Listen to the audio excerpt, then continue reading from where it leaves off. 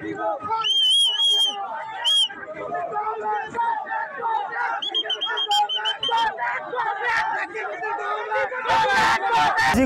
Go back দিল মানে ৰেকিবউদ্দিন হল বিজেপিৰ agent ই কংগ্ৰেসেৰ ভিতৰত থাকি সি বিজেপিৰ কাম কৰি আছে, সি বিজেপিৰ দালাল হয়। গতিকে এই চমৰীয়া সমষ্টিত যদি রেকিবউদ্দিনক টিকিট দিয়ে তেনেহ'লে ইউডিএফ জিকাটো ইয়াতে নিশ্চিত হৈ যাব।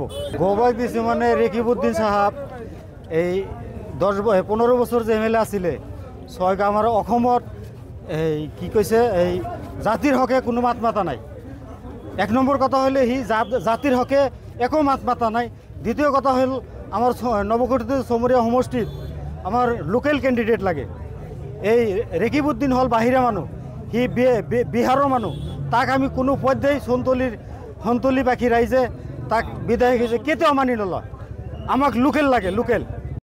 রেকিবউদ্দিন আহমেদ পদার্পণ করার লগে লগে কংগ্রেস কর্মী আকৌ গোবেক দিলে, কিহৰ কাৰণে গোবেক দিলে? আসলতে গোবেক দিলে মানে আমি স্বাধীনতাৰ পিছৰ পৰাই আমাৰ সমষ্টিটো SC সমষ্টি আছিল। এতিয়া আমি SCৰ পৰা মুক্ত হৈছোঁ। মুক্ত হৈ আমি লোকেল কেণ্ডিডেট লাগে, আমি দূৰৰ কেণ্ডিডেট আমি ছাপোৰ্ট নকৰোঁ। লগতে বিশেষকৈ অসুবিধা হৈছে আমাৰ মানে সি হ'ল বিজেপিৰ এজেণ্ট। আজি আপোনালোকে সকলোৱে দেখা পাইছে এই চনতলী বা কালাতলী বা গৰাইমাৰী অঞ্চলৰ মানুহে কিমান ফৌজ লৈ আহিছে। সি যদি একচুৱেলিতে সমষ্টিত সোমোৱাৰ ইচ্ছা আছে, সি অকলেচোন আহিব পাৰে।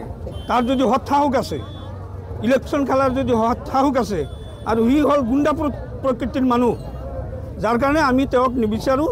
আমাৰ লোকেল লাগে, আমি লোকেল বিচাৰি আছোঁ। হাইকমাণ্ডক কি ক'ব? হাইকমাণ্ডক কি কওঁ? হাইকমাণ্ডক আমি এইটো অনুৰোধ কৰোঁ যাতে আমাৰ লোকেল কেণ্ডিডেট দিয়ে, আৰু যদি বেলেগ জেগাত বহিৰাগত কাৰোবাক কেণ্ডিডেট দিয়ে নিশ্চয় চামগুৰিৰ দৰে হ'ব।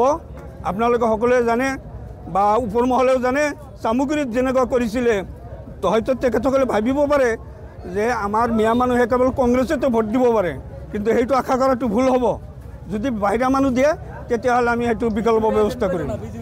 বিজেপিৰ এজেণ্ট সি, কৈছোঁ বিজেপিৰ এজেণ্ট নহ'লে ইমান ফৌজ লৈ সি কাৰ সাহসত আহিছে? নিশ্চয় হেমন্তই কৈ দিছে। আৰু বিজেপিৰ যে এজেণ্ট সি, ৰাজ্যসভাত সি বিজেপিক ভোট দিছে, এইটো অসমৰ বা দিল্লীৰ ৰাহুল গান্ধী চাহাবেও জানে, অসমৰ মানুহেও জানে,